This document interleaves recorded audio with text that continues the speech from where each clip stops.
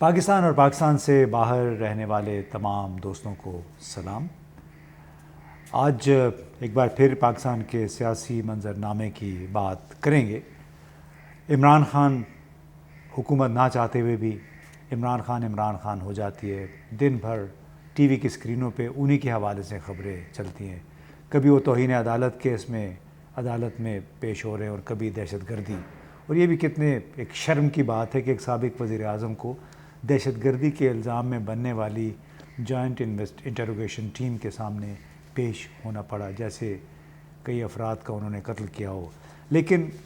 قطع نظر اس کے جو موجودہ حکومت کا، خاص طور پہ پاکستان مسلم لیگ کا کوئی میڈیا سیل ہے، اس کے ذریعے بہت ساری خبریں نکل رہی ہیں۔ پھر ان کے اپنے جو وزراء ہیں وہ بھی بڑھ کے عمران خان کو نیچا دکھانے کے لیے، ان کو بدنام کرنے کے لیے،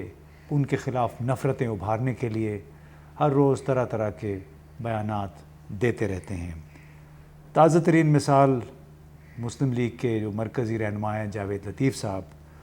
انہوں نے ایک بڑا ہی خوفناک بیان دیا۔ قادیانی کارڈ کھیلنا شروع کر دیا ہے اور بغیر سوچے سمجھے کہ عدم برداشت اور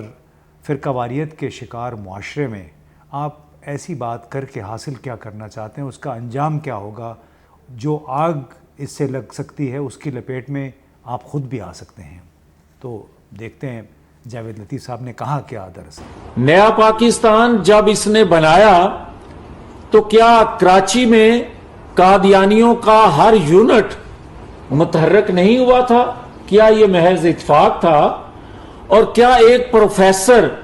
کے دباؤ میں لاہور مینجمنٹ یونیورسٹی کے طلباء کو سرکاری پروٹوکول سے ربوہ لے کر جانا اور وہاں قادیانیوں سے ان طلباء کو زبردستی دباؤ میں لا کر یکجہتی کا اظہار کروانا، کیا یہ بھی محض اتفاق تھا؟ آپ نے دیکھا دوستوں کہ کس طرح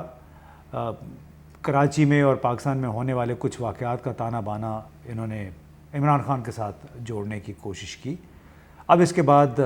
مائزہ حمید گجر صاحبہ کا ایک ٹویٹ آ گیا، اور اس ٹویٹ میں آپ یہ دیکھ رہے ہیں اسکرین پہ، انہوں نے عمران خان نہیں کہا بلکہ عمران خنزیر کہا ہے۔ یعنی آپ اندازہ لگائیے کہ یہ کس قسم کے ارکان اسمبلی ہیں، کس طرح کے سیاستدان ہیں۔ سیاستدان جوڑنے والا ہوتا ہے، معاشرے کو اکٹھے کرنے والا ہوتا ہے، وہ رول ماڈل ہوتے ہیں دوسرے لوگوں کے لیے۔ لیکن کیا ایک مسلمان رکن اسمبلی کو یہ زیب دیتا ہے کہ محض سیاسی پوائنٹ سکورنگ کے لیے اپنی ایک مخالف کو وہ خنزیر کا نام دے؟ یہ بہت سارے ان کے فالوور جو ہیں ان کو بھی سوچنے کی ضرورت ہے کہ آیا اس طرح کے کام کر کے، اس طرح کے بیانات دے کے آپ اس معاشرے میں نفرتوں کے نئے بیج بو رہے ہیں، اشتعال انگیزی کا نیا سامان کر رہے ہیں۔ اب ان لوگوں کو شاید اس امر کا احساس نہیں ہے کہ، اور یہ بھول جاتے ہیں کہ کس طرح پیغمبر اسلام اور اسلام کے حوالے سے عمران خان نے متعدد مرتبہ انٹرویوز میں، اور پھر جو دو ٹوک انہوں نے لب و لہجہ اختیار کیا، اتنی زبردست ایڈوکیسی کی عالمی سطح پہ کہ اس سے پہلے کبھی کسی مسلمان رہنما نے نہیں کی۔ اور ایک انٹرویو میں جیسے آپ یہ ملاحظہ کیجئے، انہوں نے انتہائی وضاحت کے ساتھ اس موضوع پر اظہار خیال کیا۔ قرآن کے اندر جب واضح لکھا ہوا ہے کہ آخری پیغمبر ہمارے پیارے نبی صلی اللہ علیہ وسلم ہے، تو جو اس کو ان کو آخری پیغمبر نہیں مانتا وہ مسلمان نہیں ہو سکتا، کیونکہ قرآن جو ہے وہ اللہ کے الفاظ ہیں۔ اگر یہ نہیں مانتے تو آپ مسلمان ہی نہیں ہیں۔ اور جب قرآن جو چیز کہہ دیتی ہے واضح طور پہ کہ آخری نبی کون تھے، تو اس کے بعد بات ختم ہو جاتی ہے کہ اگر آپ یہ کہیں کہ جی کوئی اور اس کے بعد نبی ہے اور آپ اپنے آپ کو مسلمان کہیں، آپ مسلمان نہیں ہو سکتے۔ اور دوستو اس میں ضروری بات نوٹ کرنے والی کیا ہے کہ عمران خان نے یہ کہا کہ ریاست کے اندر قرآن اور اسلام کے مطابق تمام شہریوں کے ساتھ برابر کا سلوک کرنا چاہیے۔ پاکستان کے آئین کا آرٹیکل 25 بھی یہی کہتا ہے کہ تمام शहरी इस मुल्क के वो बराबर हैं, इक्वल सिटीजनरी राइट्स उसको कहा जाता है। अब मज़े की बात यह है कि इमरान खान के ख़िलाफ़ ये प्रोपेगेंडा, इल्ज़ाम तराशियाँ, हर्जा सराई, उनको बदनाम करने की तमाम तर कोशिशों के बावजूद अगर सियासी मंजरनामा देखें तो आवाम के साथ साथ अब बासर हलकों का वज़न भी एक बार फिर आहिस्ता आहिस्ता इमरान खान के पल्ले में पड़ रहा है। वो कैसे? पहले आपने कामरान खान के साथ इमरान साहब का इंटरव्यू देखा और इसके बाद कामरान खान साहब के साथ सदर आरिफ अलवी का भी इंटरव्यू आया। अब दोनों इंटरव्यूज़ बड़े दिलचस्प हैं और ख़ास तौर पे इमरान खान ने अपने इंटरव्यू में ये कहा, जो आर्मी चीफ़ की मुद्दत मुलाजमत में तोसी के हवाले से जो बात की, वो कोई कॉन्टेक्स्ट के बगैर नहीं थी, उसके पीछे बहुत काम हुआ है। अब भले उस पर उनकी पार्टी के लोग, दूसरे हल्के जो मर्ज़ी कहें, लेकिन ये बात कोई हवाई नहीं है। और कहा जाता है कि जनरल बाजवा और इमरान खान साहब की मुलाकात भी हुई है, हमें नहीं मालूम मुलाकात हुई या नहीं हुई, लेकिन इमरान खान ने जो बातें की, फिर फ्रेश इलेक्शन के हवाले से भी कहा कि उस वक्त तक इंतज़ार किया जा सकता है नए फ़ौज के नए सरबराह के लिए। और उसकी बुनियादी वजह क्या है इन तमाम तब्दीलियों की, कि अब जो मुक़्तदर हल्के उनको भी एहसास ग़ालिबन हो गया है कि जो मौजूदा निज़ाम है, जिसकी क्रेडिबिलिटी ज़ीरो है, साख इसकी ज़ीरो है, उसकी कैपेसिटी ज़ीरो है। आपने वज़ीर आज़म शहबाज शरीफ के इंटरव्यूज़ देख लिए होंगे और ये कि वो कोई बहुत ही बाएतमाद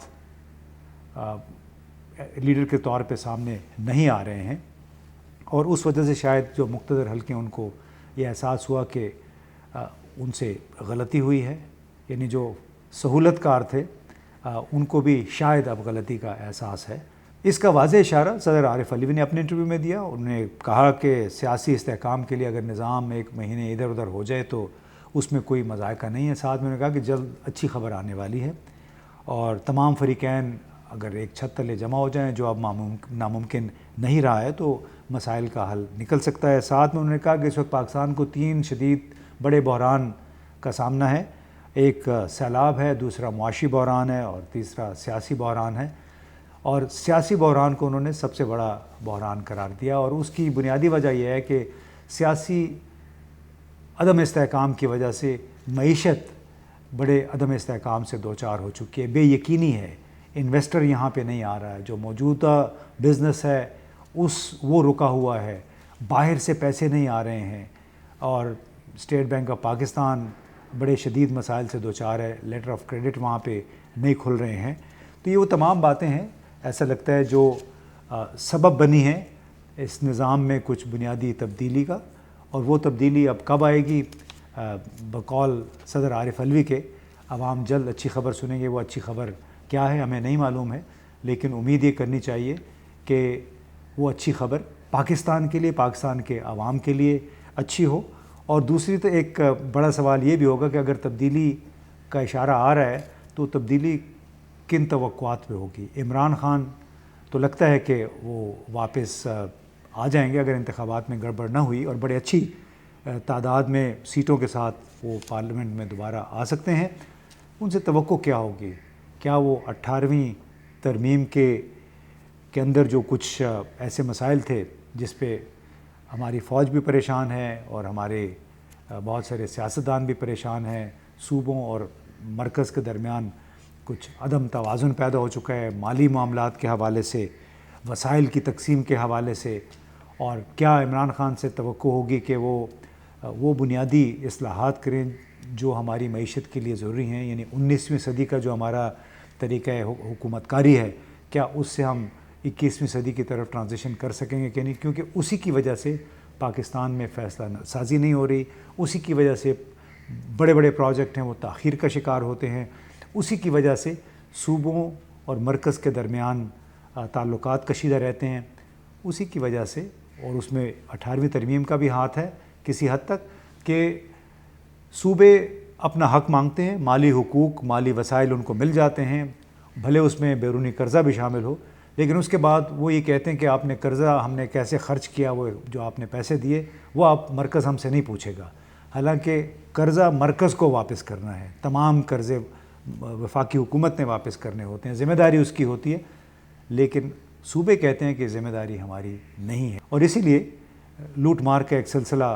جاری ہے، خاص طور پہ جب سے 18ویں ترمیم ہوئی اپریل 2010 میں، اور